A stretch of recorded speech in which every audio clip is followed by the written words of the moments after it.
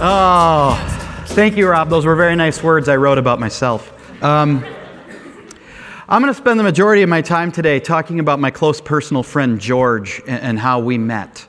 I want to paint the scene for you. It was a beautiful Burbank sunny day, and I was getting off the 134 freeway onto a little exit ramp, a little two-laner. One lane going left, one lane going right, and I was at the left lane, stuck at the red light.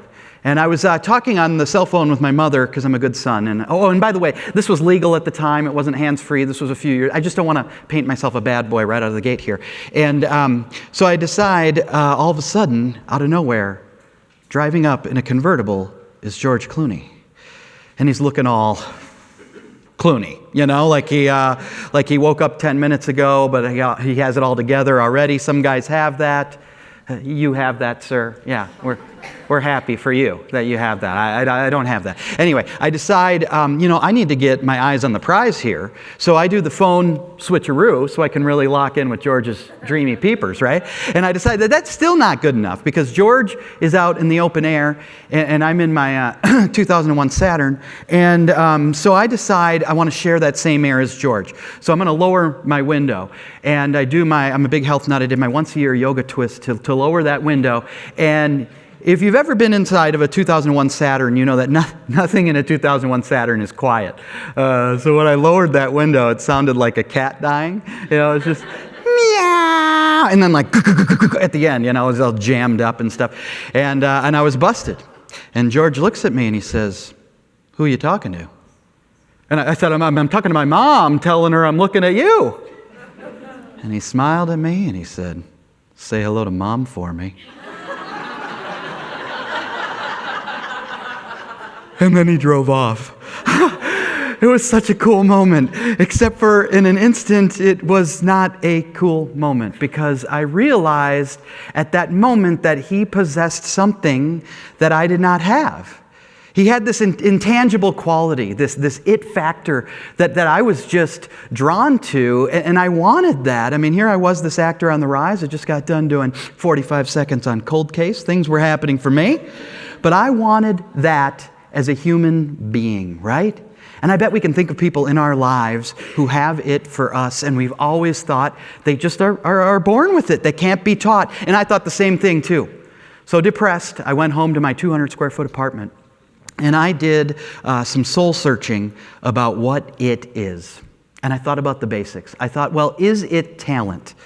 Great news for me, folks, it's not about talent. Because here is a picture of a guy who's won 3 Academy Awards for Best Actor. But if he walked into this room right now, many of us would struggle to come up with his name. It's Daniel Day-Lewis. And this is no slam on Daniel Day-Lewis. He's a great actor. But nobody in this room has ever said this phrase. You know what? I'd love to have lunch with Daniel Day-Lewis. Those words have never fallen out of your mouth. So it's not about talent. And then I thought, well, maybe it's about looks. And I think for George, looks helps. It definitely helps to have looks, but it's not about looks because Danny DeVito is a 3-foot-tall butterball.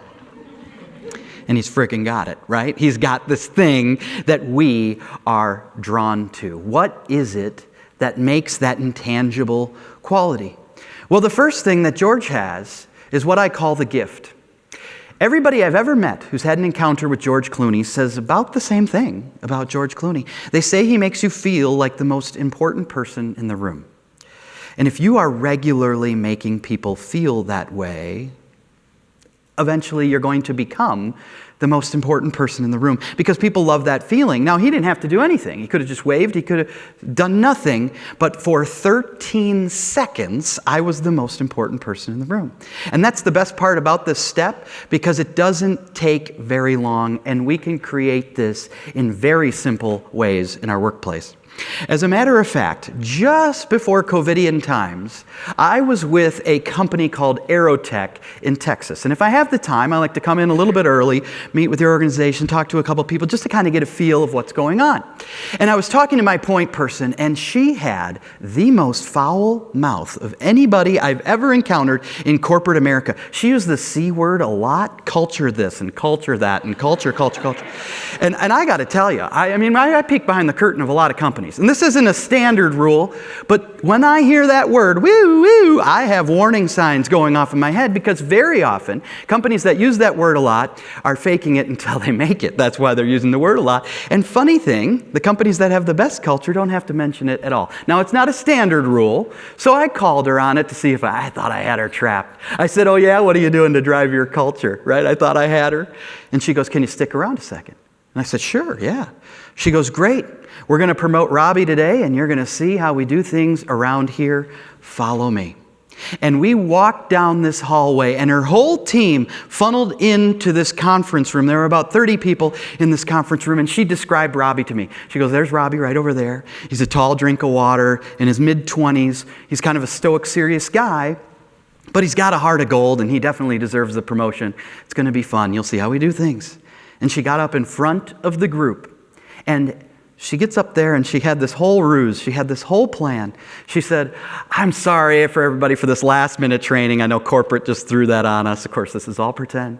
And she goes, but before we get started, I thought we could acknowledge Robbie. But rather than take my word for it, there are some people who I thought would have a greater impact. And a screen dropped down behind her. Now, I want you to remember this is pre-COVID. We had never heard the word Zoom before. So the screen drops down, and Robbie's sister from 5 states away gets to make the announcement. She says, congratulations, Robbie, on your promotion. And then the camera cut to Robbie's twin 8-year-old nieces who said, way to go, Uncle Robbie. And then the camera cut to Robbie's mom who said, I'm so proud of you, Robbie. And then she told a pretty embarrassing story about Robbie. And I looked over at Robbie, and that tall drink of water, that serious guy, was a puddle. Because for that moment, he was the most important person in the room. And you know what that cost that organization to do that? It cost them zip, zilch, nada, squadoosh, however you want to say zero. It took time, it took planning, it cost nothing. The second thing about George is he has what I call the connect. Now for George, the connect is easy, right? I connect to him that he is a movie star. The rest of us have to work a little bit harder on some of our connects, but we can create them in a lot of fun ways. If you have a certain color that you really like to wear that color. If you have something fun that you can put in your Zoom background that's identifiably you, do that, right? Make a connect. I discovered one of my connects accidentally. See, when I was a single guy, and I was at the bars, I was competing against handsome men who've done pec work here. I'm trying to find. Oh yeah, you sir. Yeah. Can you? He's a plant. I've known this guy forever. Can you remind me of your name though? Doug. So D Money and I used to go to the bars all the time. And what D Money can do is he does what I like to call a deep V. If you ever have a button up, you don't button many, you just kind of button one and whoop, let the rest hang out. And I can't go deep V versus deep V with D Money. I cannot do that. Because underneath here, well, I can't legally show you what's underneath here. And I can't even describe it in words. My body, if you ever saw me at the beach, a sound just comes out of your mouth. You don't even mean to. It just goes, like it's like if the sound were a question mark. Anyway, I don't need to get too far into it. But I can't compete with him going that way. So I would wear unique and goofy t-shirts. And one of my favorite t-shirts was this Dolly Parton 1989 official Dollywood vintage tee. It was glorious. And one night I'm at the bar and I'm talking to this girl in a Burberry scarf, and I thought the conversation was going pretty well, but she gave me the brush. It's fine. It's a move I was pretty familiar with. Anyway, the next morning I got an email from a friend of mine who, and this is an important detail, this friend of mine, she was not at the bar with us that night, okay? And this email just said, hubba hubba. And then there was a link to Craigslist Missed Connections. Anybody familiar with Craigslist Missed Connections? Okay, if your hand is down, you are normal. Take the creepiness that you know Craigslist is and whoop, crank that up a notch for Craigslist Missed Connections. It's a place where people who just passed on the street thought they had a connection with somebody. You can post on there and say, did you feel that? It's mostly creepy dudes in the corner of a coffee shop who just misread a very simple hello, right? So I was a little skeptical when I got this link, but I had an older computer. I figured I could risk virus, so I click on it, it pops open. And it says, Dear Guy in Dolly Parton t-shirt, it's me, girl in Burberry scarf. And I thought to myself, my goodness, my connect was accidentally so strong that a friend of mine who was not at the bar with us knew when she read this that this was me.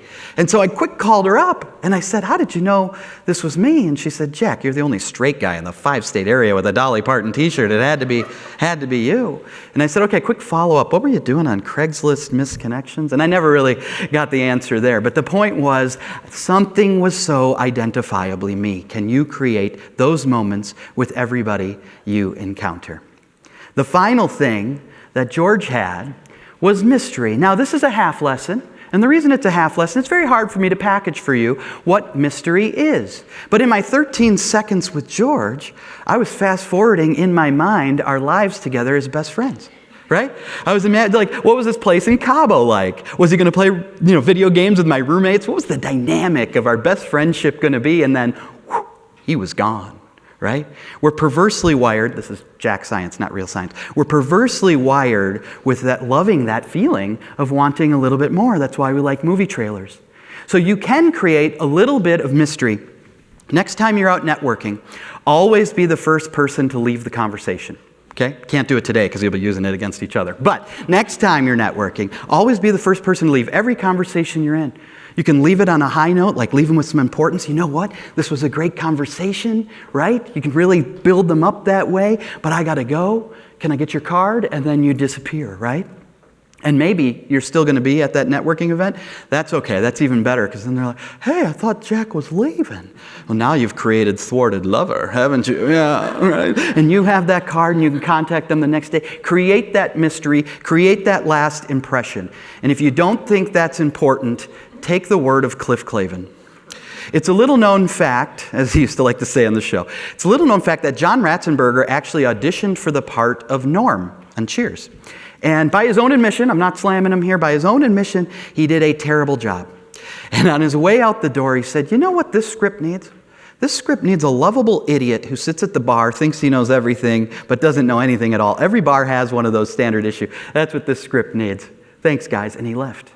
And the producers looked at each other and they said, that's exactly what this script needs.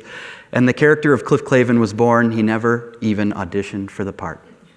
And so I'd just like to say, you've been a great audience here. I feel like we connected on a lot of things. Here's my card. Can you still see me? Mystery, mystery, mystery. Thank you all very much.